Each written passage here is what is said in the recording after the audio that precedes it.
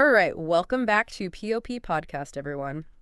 Today we're gonna be taking a deep dive into, I guess you could say, a little bit of drama going on behind the scenes. You've probably seen the headlines at the legendary Breakfast Club. For sure. And specifically, this is around some comments that Jess Hilarious made. She joined the show permanently back in 2024 after Angela Yee left in 2022. But yeah, she went on this whole Instagram rant and aired some pretty strong feelings about her co-hosts and how things have been since she came back from maternity leave. Absolutely. And So we're gonna unpack that a little bit, look at some of these articles, some of these commentaries that have come out, and just try to get a clearer picture, what's going on, move beyond the initial shock value of it all. yeah, and it's interesting, right? Because for you, the Breakfast Club, it wasn't just a show, it was a cultural touchstone. And it was built over years. Had a very specific chemistry. Charlamagne Thy God, DJ Envy, and Angela Yee. And so when Yee decided to leave after all that time, it left this hole, right? This void. And there was this opportunity for this new dynamic to come in with Jess Hilarious. And initially, like you said, there was, it seemed like things were going well. Yeah. But as these sources are showing us, things have gotten a little complicated, especially since she came back from maternity leave. Yeah, okay, so let's just get into it. You mentioned her Instagram rant, and, it was pretty explosive. I mean, what were some of the things that really jumped out at you when you were reading through all this stuff? Because, she seemed to touch on feeling unsupported, like especially after coming back to work. Right, and that feeling of not being supported seems to be like at the core of it all. I mean, she used phrases like left out of the loop. And it's really interesting that all of this is coming up now after she's come back from maternity leave. One of your sources actually pointed to Lauren LaRosa as a potential trigger for all of this. Because Lauren filled in when Jess was out.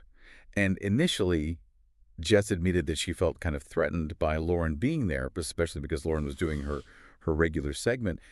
And for you, I mean, this is something that I think a lot of people can relate to in the workplace, this fear of, what's going to happen when I step away? Is my role still going to be here when I come back? It's so real, right? Like, you're taking time to focus on your family, but in the back of your mind, you're like, is everything going to be the same when I get back? Yeah. And there's a quote from Jess in one of these articles that I thought was really interesting. She said, initially, she just straight up disliked Lauren being brought on, which is, I mean, that's an honest reaction, even if it's a little uncomfortable, right? But then later on an Instagram Live, she kind of backtracked on that a little bit and said that actually her problem wasn't with Lauren. It was with how these niggas is doing shut up here, which implies that, maybe the real issue is something a little bit bigger, right? Exactly. That shift, that pivot that she makes is really important for you to understand. Yeah.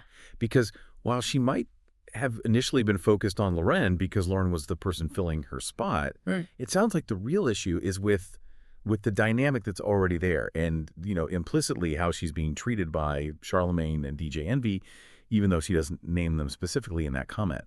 But your sources point to her feeling like, they're not defending her online and she feels played with.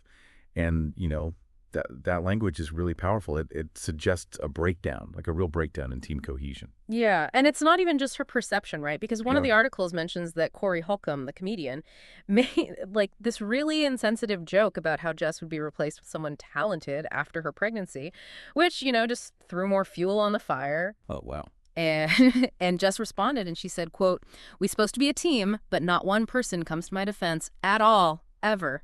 It's really striking, right? Like this sense of isolation when you're supposed to be part of this, high-profile team. It really is. And for you, it kind of makes you question what's happening behind the scenes, right? Because the Breakfast Club has this image, this public image of being, hard-hitting, but ultimately a unified team. But what Jess is describing seems to paint a very different picture. And it raises some important questions about the culture within media organizations, especially when it comes to sensitive situations like coming back from maternity leave. Like, what kind of culture fosters genuine teamwork versus one that's more individualistic or even, competitive? Right. And it's interesting that she brought up Angela Yee in all of this. She kind of hinted that, Angela deserves a lot more credit for dealing with what she called high school drama. And she even said, quote, "Angela Yee ain't that motherfucking crazy. There's a reason that lady wanted to leave that show. I don't know how she did that shot for 13 years. I mean, that's a pretty strong statement about the environment that Yi had to navigate. And it kind of makes you rethink her decision to leave, doesn't it? Oh, absolutely. And if you connect this back to the bigger picture for you, Yi leaving was already a big change, a big disruption to this, incredibly successful formula that they had. But now what Jess is saying gives us this whole other lens to look at Yi's exit through. It suggests that maybe some of the challenges that Jess is facing now, maybe Yi was dealing with those same things, and that played a part in her decision to leave. It kind of implies that maybe things weren't as rosy behind the scenes as they seemed on air. Yeah, and you can't help but think about all the pressure involved in keeping up that chemistry and those personalities for so many years. I mean, it's like any long-term working relationship, but when you add the intensity of public radio and the scrutiny, it's got to be tough. There's this constant pressure to perform, to be on all the time, and if you don't have that support system behind the scenes, it's got to take its toll. Exactly. And one of your sources pointed out that Jess felt like she was being made into a villain just for expressing her concerns about her role when she got back. And for Yeah. you, that's a lack of empathy, a lack of understanding from her colleagues. After taking time off to have a baby, to focus on your family, it's completely normal to have those anxieties about your job security. And it seems like there was a breakdown in communication, like they just weren't able to address her concerns in a supportive way. Yeah, it's a lot to unpack. And if you're finding this deep dive into the Breakfast Club as interesting as we are, don't forget to hit that like button and subscribe to the channel. We've got more insightful explorations like this coming your way. Now, according to the sources, Jess is still officially part of the Breakfast Club, but this whole public back and forth has, got to have some kind of fallout. What do you think happens next, like in the immediate future? Well, in any job, when you publicly criticize your coworkers, especially on a platform like Instagram with that many eyes on it, it's going to have consequences. I mean, think about it. Their next broadcast could be so awkward. Do they address it head on? Do they just try to ignore it and hope it goes away? I don't know. It's going to be interesting to see how they handle it publicly, even if it's a little uncomfortable to watch. You can practically feel the tension, right? Just Yeah. thinking about them sitting there together. I mean, it's the kind of drama that makes for good radio, but probably not what the producers had in mind.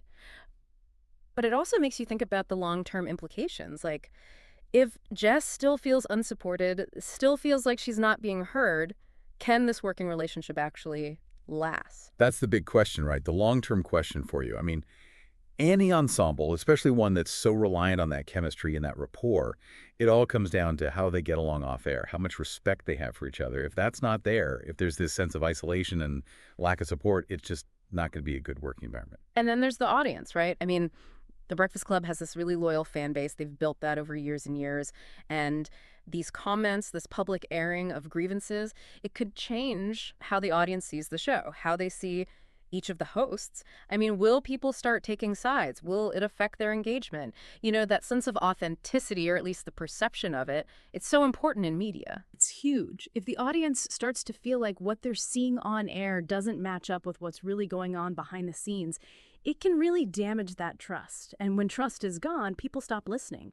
So, just kind of pulling back the curtain like this could have a lasting impact on the show's image, on its connection with the audience. And for you, it really highlights this tricky balance that people in media have to strike between their public persona and their private lives, especially in the age of social media where everything is out in the open. Yeah, it's a really, really interesting situation.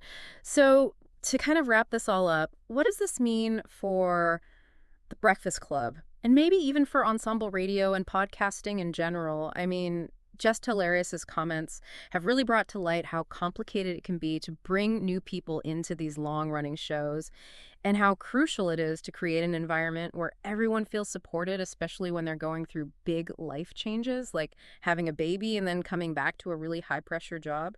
What's the biggest takeaway for you from all of this? Does it make you think differently about the chemistry we see on air? Or maybe about the challenges that women face in this industry? I mean, this situation has really given us a glimpse behind the curtain, and it makes you wonder what's going to happen next for the Breakfast Club and its hosts.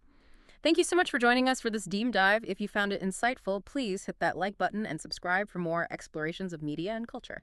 Absolutely. Thanks for having me. We'll see you next time.